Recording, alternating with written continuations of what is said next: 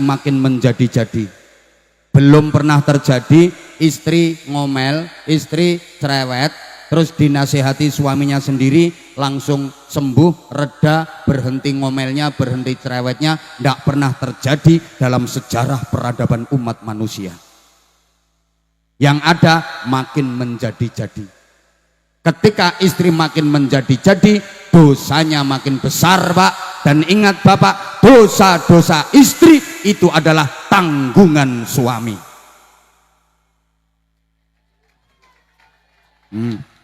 Senengen entuk dalil.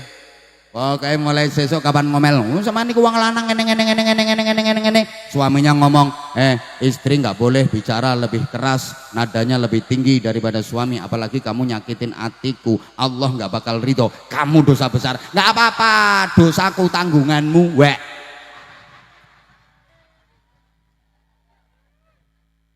Lah terus solusinya gimana? Bapak kalau punya istri cerewet lagi ngomel, Bapak diem aja. Bapak sabar, ikhlas, nerima, Bapak dapat pahala seperti pahalanya Nabi Ayub alaihi salam. Enak Pak, ndak usah nunggu jadi Nabi, gak mungkin Bapak jadi Nabi. Cukup dengan punya istri cerewet, Bapak dapat pahalanya Nabi. Selamat untuk bapak-bapak yang istrinya cerewet, tiap hari dapat pahala Nabi. Makanya wong wedok enak kata-kata, oh cerewet, lo aku cerewet ngene iki ngekei ganjaran Nabi yang sampean ben entuk ganjarane Nabi, Bapak. 2, suami diomelin istri, sabar, ikhlas, menerima, pahalanya seperti iktikaf di Masjid Nabawi. Bapak ndak usah jauh-jauh pergi ke Madinah, cukup di rumah. Ketika istri ngomel tak-tak, Bapak duduk plek, nawaitul i'tikaf fi Masjidin Nabawi lillahi ta'ala. Udah Bapak nggak usah ngomong, diem aja, tunggu sampai baterainya habis. Begitu baterai habis, berhenti grek, Bapak jawab dikit aja, shadaqallahul azim. Beres.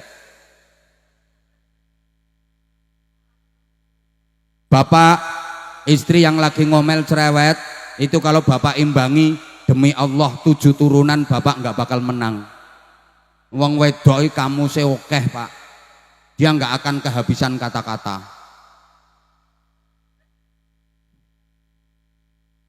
Dilanjut apa enggak ini?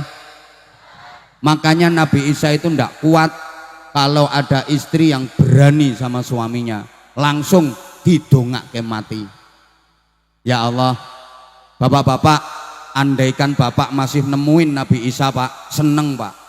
Wong wedok-wedok ndermo sandi kene iki wis gampang gari nyetorne nang Nabi Isa. Niki lho Nabi Isa tiange tes mati. Kalau Nabi kita Muhammad sallallahu alaihi wasallam itu gini gayae. Wong iya. Ini saya belum, ini nanti ada bagi-bagi sarung ndak? Oke, nanti bagi-bagi sarung cap. Pokoknya sarung mangga mendunia. Wah, saiki apa maneh neng medsos rame mangga kor itu, kata-katanya unik-unik. Ada yang gini, sarung mangga, sarungnya dibuka, nambah keluarga. Oh no, asik-asik. Yo maksudnya kepriwe? Sarung mangga, sarungnya dibuka, nambah keluarga. Oh aku paham. Ana sing sarung mangga, sarungnya terbang, mangganya melayang. Ayo sembuh. Ana wong wedok sing nganyelke, sayangi burung suami Anda dengan pakai sarung mangga. Ngono.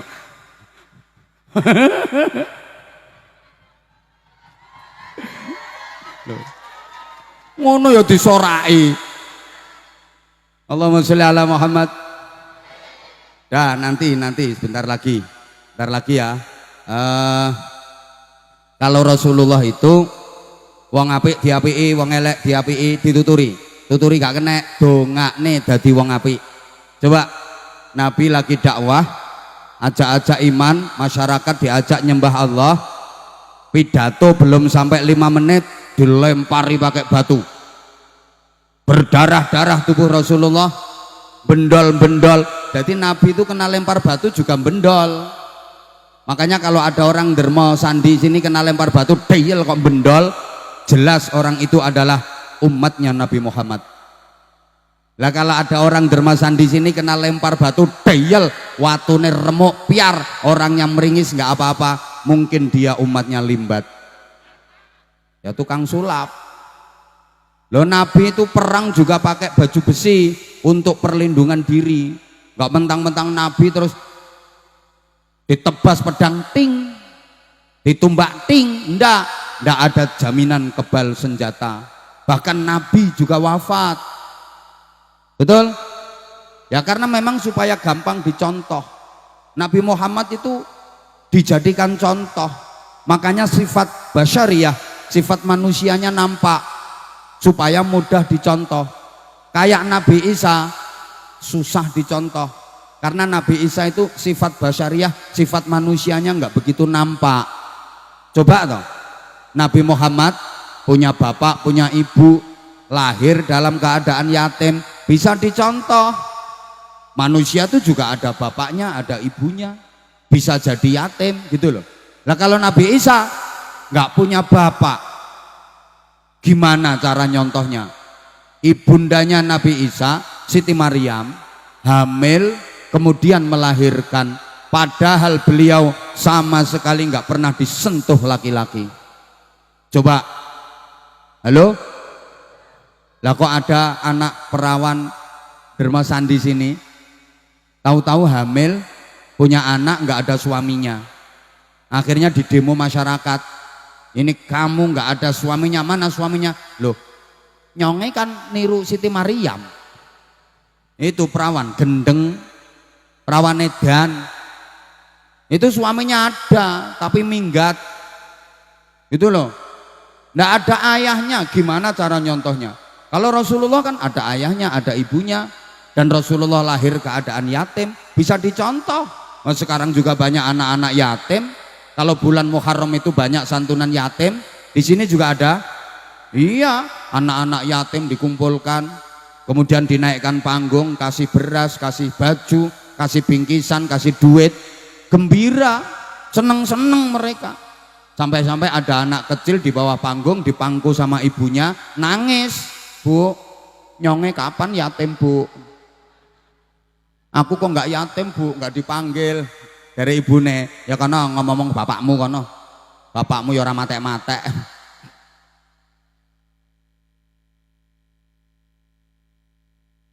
Nabi Muhammad normal, lah Nabi Isa coba, bayi masih umur 4 hari loh, digendong sama ibunya.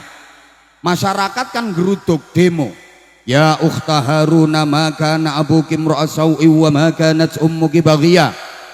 Hei Maryam, kelakuanmu kok seperti itu? Padahal bapakmu itu orang terbaik di daerah sini, ibumu orang terbaik di daerah sini. Tapi kelakuanmu kok kayak gitu? Kamu punya anak, nggak ada suamimu. Siti Maryam diem, fa asyarat ilaih, sambil gendong bayinya, hanya nunjuk kayak gini tanpa berkata-kata. Malah bingung. Nah, masyarakat dikasih isyarat, artinya kan tanya sendiri sama bayinya. Qalu kaifa nukallimu man kana fil mahdi sabiyya.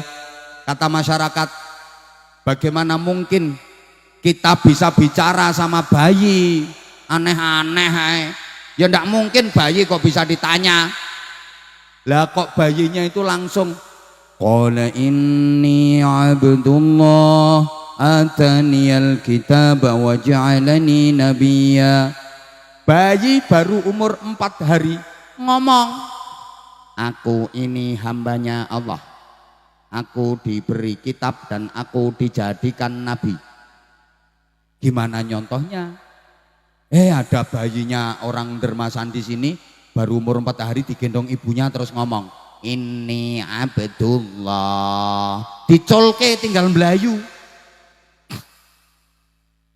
Loh Nabi Isa itu kalau pengen apa-apa ndak usah kerja. Loh ini Pak Camat datang toh. Oh iya Pak Camat maaf Pak Camat gak kelihatan.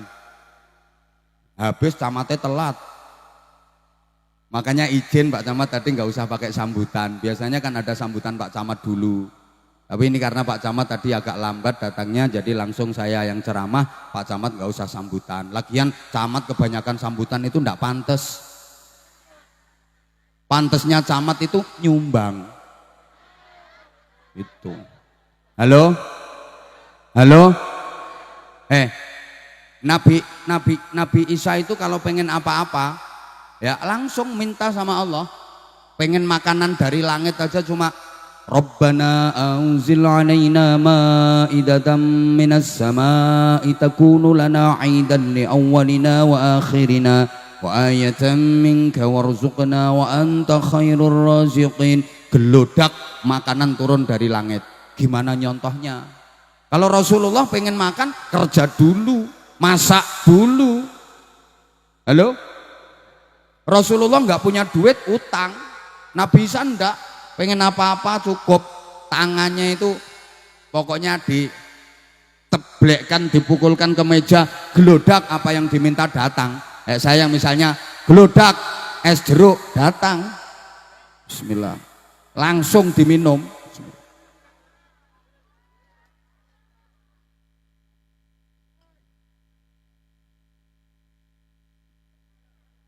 Loh Nabi Isa loh, begitu dievakuasi sama Allah ketika proses penyalipan itu loh, Nabi Isa diangkat ke langit, mulai dulu sampai sekarang nggak balik-balik.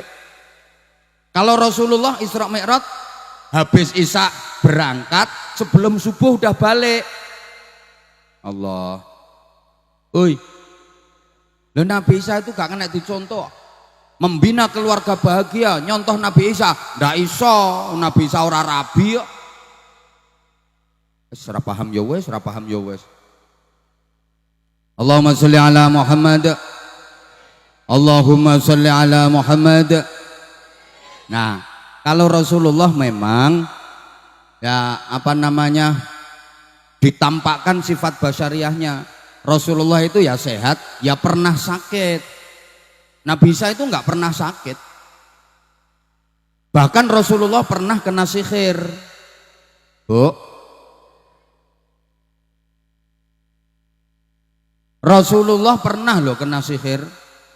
Sakit lama, udah berobat kemana-mana nggak sembuh, udah minum ramuan nggak sembuh. Ternyata malaikat Jibril datang ngasih tahu, ya Rasulullah, engkau kena sihir, makanya sakitmu nggak sembuh-sembuh. Di belakang rumahmu ada batu gede, itu di bawahnya ada benda yang diikat dengan 11 tali. Itu sihir. Ambil benda itu, lepas tali ikatannya, maka penyakitmu akan sembuh. Rasulullah memerintahkan sahabat-sahabatnya, tolong di belakang rumahku itu ada batu besar, angkat batunya, di bawah itu ada benda yang diikat dengan 11 tali. Itu sihir yang bikin aku sakit, penyebab aku sakit. Sekarang ambil itu benda, bawa ke sini, lepas ikatannya, maka aku akan sembuh. Setelah benda itu diambil, dibawa ke hadapan Rasulullah, Rasulullah memerintah sahabat-sahabatnya untuk melepas tali ikatannya. Nggak ada yang bisa ngelepas, karena memang itu ikatan sihir, nggak ada yang bisa ngelepas.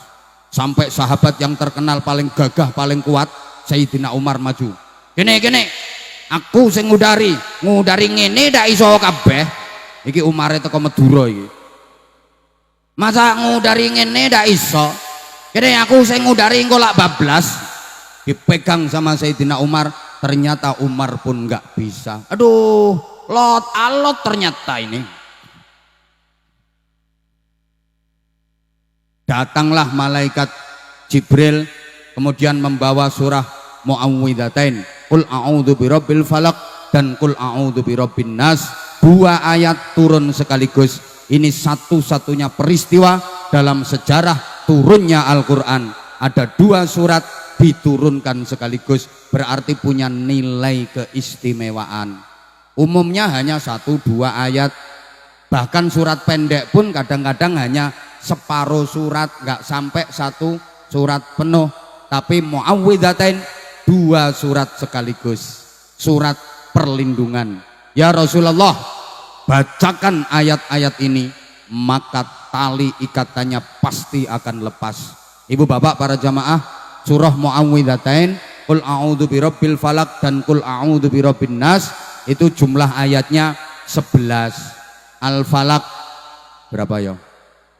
Qul a'udzu birabbil falaq min syarri ma khalaq min syarri ghasiqin idza waqab wa min syarri nafasati fil 'uqad wa min syarri hasidin idza hasad. 5 ayat, An-Nas 6 ayat. Jumlahnya berapa? Jumlahnya berapa? 11. Sama persis kayak jumlah tali ikatan di benda sihir tadi yang 11. Akhirnya setiap dibaca satu ayat, talinya lepas satu. Setiap dibaca satu ayat, talinya lepas satu. Bismillahirrahmanirrahim. Nabi yang membaca Qul a'udzu birabbil falaq, langsung talinya lepas. Tuh. Rasain. Emang tak sengaja, wek. Lain namanya tali sihir lepas ya dar, masa kok cerut. Kowe ya taline bojomu cerut.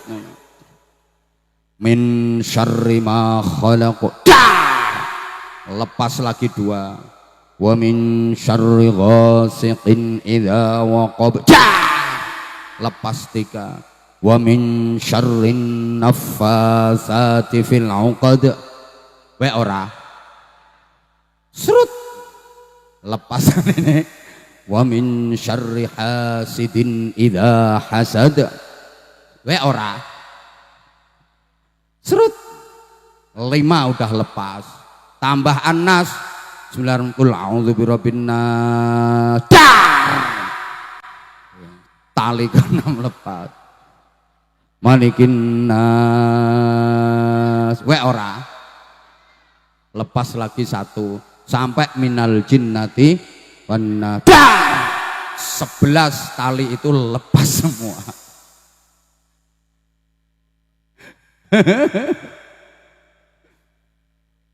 Loh Bapak Ibu, setelah peristiwa itu Rasulullah setiap mau tidur pasti baca Qul a'udzu birabbil falaq dan Qul a'udzu birabbin nas untuk perlindungan diri.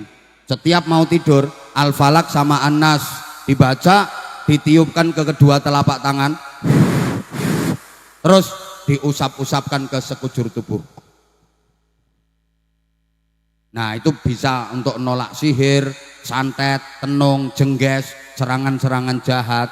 Cukup umat Islam, tidak perlu ke dukun, entah-entah gula.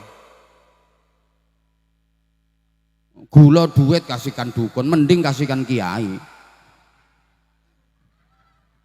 Ono barokah. Loh Rasulullah itu Bu, kalau ada orang jelek, orang nakal, itu ya diapii, dinasehati, nggak bisa didoakan jadi orang baik.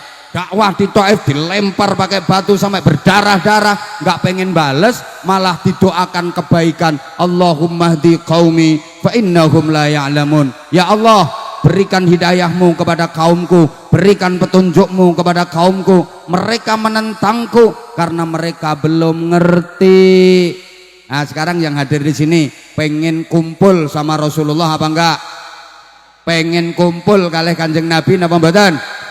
Kalau pengen kumpul bersama Rasulullah, kalau kumpulnya bersama Rasulullah di akhirat pasti dapat syafaat, tempatnya sama-sama di surga. Alhamdulillah. Alhamdulillah.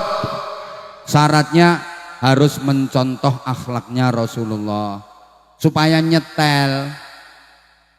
Kalau nggak mencontoh akhlaknya Rasulullah, Rasulullah sih pengen ngajak, tapi orangnya yang nggak bisa nyetel, nggak bisa nyambung, otomatis mencelat, mecetat, nggak bisa kumpul. Ibu bapak, besok Rasulullah orang yang pertama kali masuk ke surga, yang membuka pintu surga adalah Rasulullah. Rasulullah masuk, kemudian meneliti keadaan surga, dicek kondisinya surga. Wah, ini surga yang bagus-bagus, ini tempatnya para kiai di sini nanti. Lah nek wong derma sandi ki yo mbuh gak jelas alamatnya. Loh, makanya Rasulullah keluar lagi setelah ngecek kondisi surga, keluar lagi ngapain? Nyari-nyari umatnya untuk diajak ke surga. Ummati, ummati, ummati, umatku, umatku.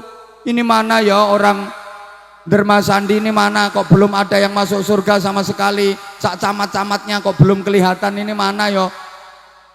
Padahal Bojonegoro udah masuk surga semua loh.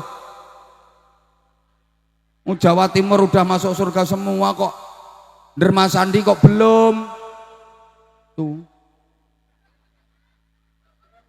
Camatnya yang namanya Cahyono. Cahyono kok belum kelihatan, ini mana ya? Oh, belakangan masuknya surga karena dia datang ke pengajian ya telat. Jadi nanti masuk surganya juga telat. Aja kayak kue loh. Manjane susah. Orang kayak Nyong ini susah. Diundang ngaji datangnya awal diomong. Kiai ndak laku yang ngono. Pokoknya kiai nek ora payu ya tekon disiki njaluk mangan. Datang telat ya diomong, kiai jual mahal. Mentang-mentang laris sukanya telat. Ini yang nunggu bokongnya wis panas. Ceramah lama ya diomong, ceramah ngatokne wong capek. Ya situ enak duduk kursi empuk. Kene bokong panas geringgingen, silo sembujung mereng ngiwa mereng nengen. Nanti ceramah sebentar ya diomong. Diundang jauh-jauh dari Jawa Timur, ceramah sebentar kaya pitik nelek cret tinggal mulai. Ngono ya mahal. Pengen murah ya bojomu kon ceramah. Banyak humor ya diomong. Kiai kok cengengesan kayak dagelan kayak lawak. Nanti nggak ada humornya ya diomong. Ngaji petentengan kaya udun meh jeblos. Susah ngadepi, apa maneh lambe-lambe kudungan. Saya kurang gagas lambe kudungan wis. Tak mbeletat-mbeletate. Nah, kalau kita pengen dikumpulkan bareng Rasulullah, ya kita harus mencontoh akhlaknya Rasulullah. Apa? Pokoknya wong apik diapiki, wong elek diapiki. Ayo nyaut, wong apik, wong elek, tonggo apik, tonggo elek, konco apik, konco elek, sedulur apik, sedulur elek, bojo apik, bojo elek. Sapa ngomong diracuni? Tetap diapiki. Yang kedua, akhlaknya Rasulullah itu seperti apa? Al-Quran kana khuluquhul Quran. Akhlaknya Rasulullah adalah Al-Quran. Allahumma sholli ala Muhammad. Al-Quran itu undang-undang kehidupan. Al-Quran itu peraturan hidup. Maka orang yang nggak mau baca Quran, nggak mau mempelajari Quran, itu kayak orang hidup yang nggak ngerti aturan, nggak tahu undang. Ibarat orang menempuh perjalanan, ibarat orang berkendara. Al-Quran itu rambu-rambu lalu lintas. Kalau pengen selamat, aman, nggak kecelakaan, patuhi rambu-rambu lalu lintas. Pengendara harus ngerti, oh kalau ada rambu ini nggak boleh parkir, oh ini ada rambu seperti ini nggak boleh nyalip, ini kok rambunya begini nggak boleh putar balik. Minimal harus ngerti arti dari 3 lampu: lampu hijau, lampu kuning, dan lampu banter sayang. Lampu hijau, lampu kuning, dan lampu. Orang Islam harus tahu mana lampu hijau, mana lampu kuning, mana lampu merah. Lampu hijau perintah halal, lampu kuning peringatan syubhat, lampu merah larangan haram.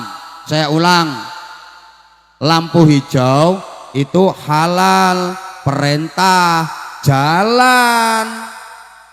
Lampu kuning itu syubhat, peringatan, harus peka, hati-hati dan waspada. Lampu merah itu haram, larangan, stop. Sekarang banyak orang yang tidak tahu rambu-rambu, maka hidupnya ngawur.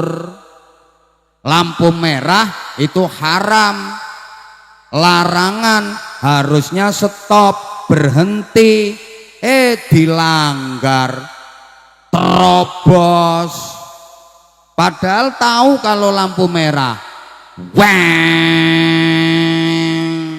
dikejar sama polisi, ketangkep, minggir, ditanya, nggak tahu ya kalau lampu merah? Tahu Pak. Nah kalau tahu kok diterobos? Ya karena saya nggak tahu kalau ada Bapak.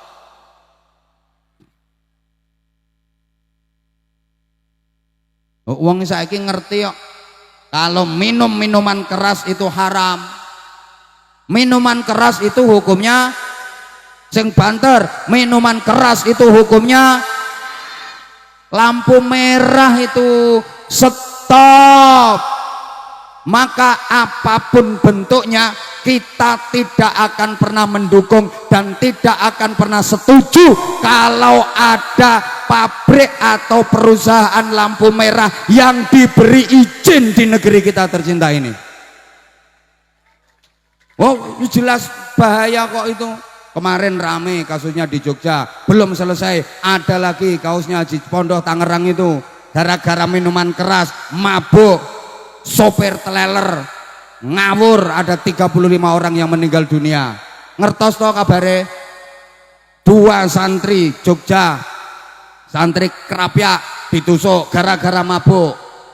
Ngono kok mau dilegalkan? Woi, woi, astagfirullahaladzim. Udah ngerti larangan kok masih suka stop. Apalagi tambah ke night club, klub malam, udah minum minuman keras, ditambah ajep.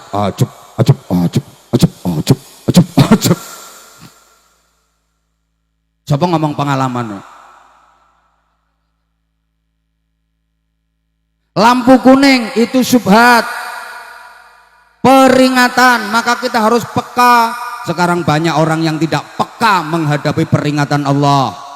Kalau dikasih nikmat, dikasih sehat, lupa sama Allah. Begitu kasih peringatan, gering, sakit, baru ndep-ndep sama Allah. Nek wis gering lagi, ya Allah, ya Allah, astagfirullah, subhanallah, subhanallah, subhanallah, subhanallah, Allah.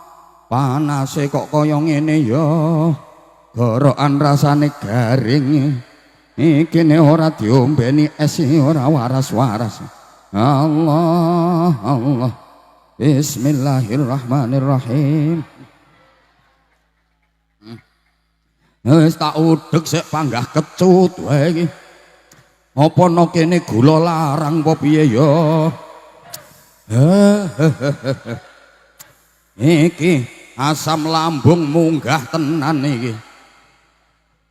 Panitia sentimen ora percaya nyoh Pak Camat, kecute ngaput ngombe. Ayo minum, minum, minum, bismillah, minum. Kecut pora, kecut nemen, kecut nemen.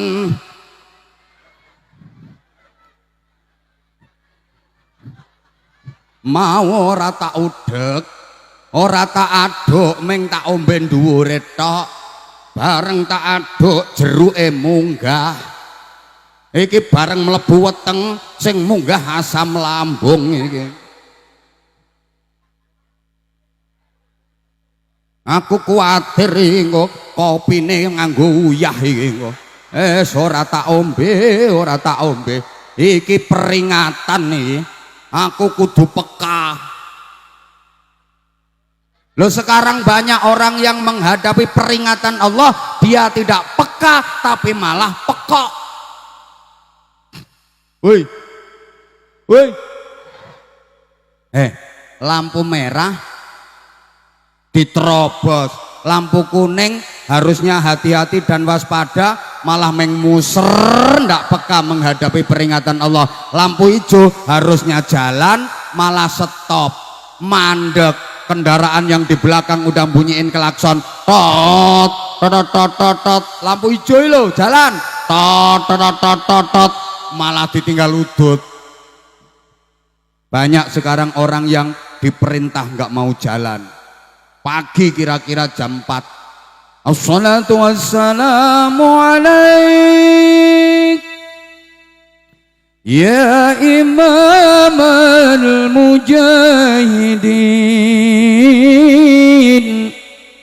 Mohon maaf Bapak Ibu, suara saya agak enak. Padahal ini masih suara nomor 3. Suara nomor 1 insya Allah lebih enak lagi, tapi syaratnya harus minum jahe dulu. Lah ini nggak ada jahenya, saya ada es jeruknya tapi kecutnya minta ampun. Saksinya ini langsung merasakan sendiri. Halo? Pagi tuh loh dikasih perintah lampu hijau, as-salatu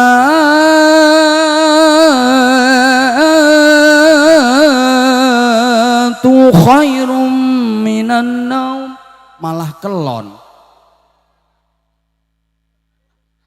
Nah, wongnya yang guyu kuwi wongnya. Lampu hijau nggak mau jalan. Lah, lo ini udah hampir jam 4:30 loh. Makanya Quran terus dibaca, dipahami, jangan sampai anak-anak kita nggak ngaji Quran. Itu pesan saya. Kalau masih kurang, insya Allah kapan-kapan kalau diundang lagi. Sekarang saya mau bagi-bagi sarung cap. Coba Abah tadi tarhim azan itu ngasih contoh dan semangat anak-anak. Kenapa akhir-akhir ini Abah prihatin, utamanya kalau lagi subuh itu tukang-tukang azan di masjid rata-rata sudah bau kuburan. Wong azannya Allahu Akbar, Allahu Akbar.